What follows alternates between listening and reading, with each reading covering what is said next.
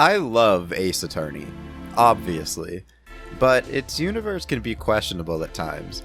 In this video, I'm going to take a look at some of the things that I think make little, if any, sense in the Ace Attorney universe.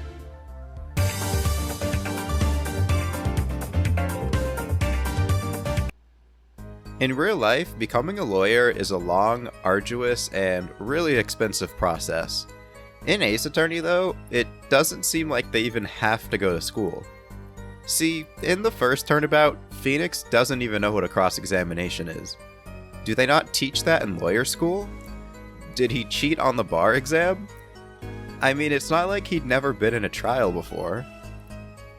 How does he not even know what the court record is? Don't they do mock trials in law school? Now look, I get why they do this. It's literally the first case, but let's be honest, it's pretty funny. They actually make it work better in Apollo Justice. Kristoff mentions to Apollo that Apollo had watched him in cross-examinations many times, and assured him that he'd be fine. But asked, "Do you need a refresher?" That shows a way better mentor-mentee relationship than what Wright and Mia had.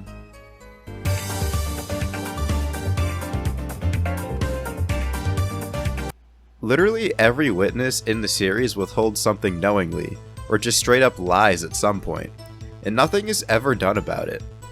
The judge threatens to hold the player in contempt of court far more than the crooked witnesses that grace his courtroom.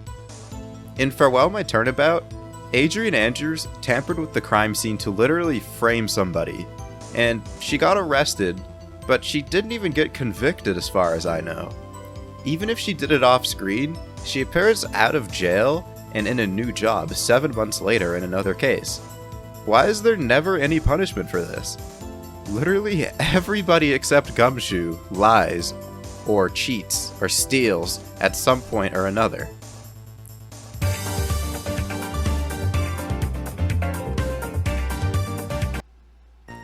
Every prosecutor you face in this series, outside of like 1 or 2, are crooked as all hell. I think Franziska von Karma's actions in Farewell My Turnabout are a great example of this. It is proven in court that she told a witness to purposefully withhold information. That's screwed up and an affront to the justice system. Then you have Manfred von Karma, who literally everybody knows cheats, but it's cool, I guess, because he wins a lot. Let's not forget that in Germany, Franziska von Karma was somehow able to prosecute at age 13. I'm not even gonna go into why that's dumb. It's just incredibly stupid. 13-year-olds are dumb.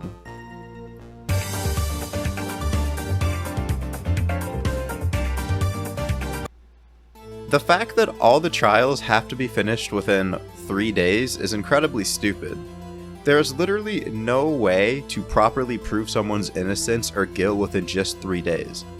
How many innocent people were put into prison because of the time pressure? Just look at some of the defendants we have in this series. Like Maya in Turnabout Sisters. She had literally no hope. I mean, the time pressure is insane.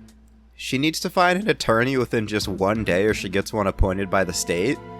If she didn't have Nick, she'd be in prison now on day 1 of the trial.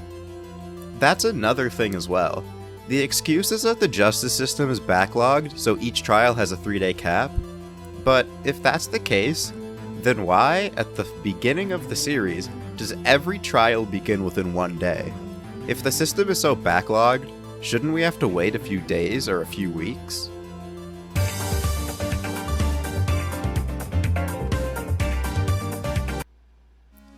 This one kind of plays into the last point I just made.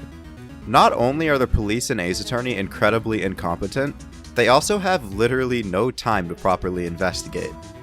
You have blood tests and fingerprint analysis being done mid-trial sometimes because there's no time for the police to properly do their work. But past that, how many times have they just arrested someone without a second thought? Like, let's go back to Turnabout Sisters, right? They arrest Maya entirely because she was there and there was bloody writing in her name. In real life, they'd probably question her, but once the autopsy report came back and said that Mia had died instantly, Maya probably would have been let go, pending further investigation. Turnabout Serenade might just have the most incompetent police of them all, though. In this case, a kid named Maki is arrested. Like, he's small. But the issue is, the murder weapon is a gun so powerful that a normal-sized person could dislocate their shoulder firing it. So unless Maki's arm was ripped off, I don't see how the police couldn't critically think for like 2 seconds and realize that it wasn't him. Even worse, the reason he gets arrested is because somebody moved the body. And when found, Maki is just sleeping next to it. But the issue with this is that the guy who got killed is like massive. So there's no way a kid like Maki could have just moved the body. And there isn't anything found nearby that could have helped. Even worse, they're found on a raised stage. So there's literally no way that Maki could have done that. And why would he just fall asleep next to the body? The police literally arrest this kid because they're too lazy to do any real investigation or anything. It's all on the attorney to do the investigation for the police so their client can get a fair trial.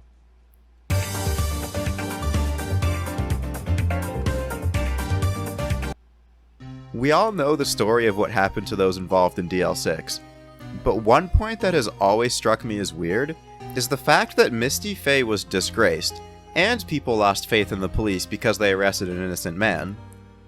But the thing with this one is that Yanni Yogi was not ruled innocent of murdering Gregory Edgeworth. He got off on a plea of temporary insanity, which literally means that he killed him, but he went crazy.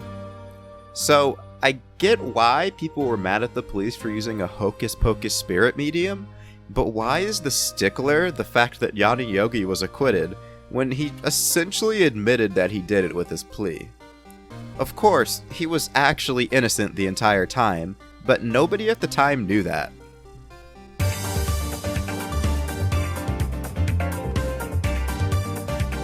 We can all agree that the final case of Apollo Justice is kind of a mess, right? Like, it's not terrible, but it doesn't even touch the final 3 cases that came before it. The one thing that I really did enjoy was the addition of the JURIST system. It really could have helped to negate some of that BS that the player has to go through. But then, it's gone. Just gone. It never makes a return in the main series again. And you'd think it would too. It worked incredibly well in Apollo Justice, and I can't imagine that it got so much in-universe backlash, as everybody knew Kristoff was guilty.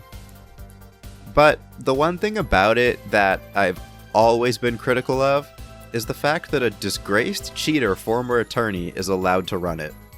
You guys can come up with all the explanations you want, and I'm sure you will, and you definitely have before. But the game never gives one. And since this series follows the no spoilers rule now, we ain't ever gonna get one. There is no reason that the justice system would allow a disbarred lawyer to run what is essentially the deciding factor in a trial. There is so much liability here.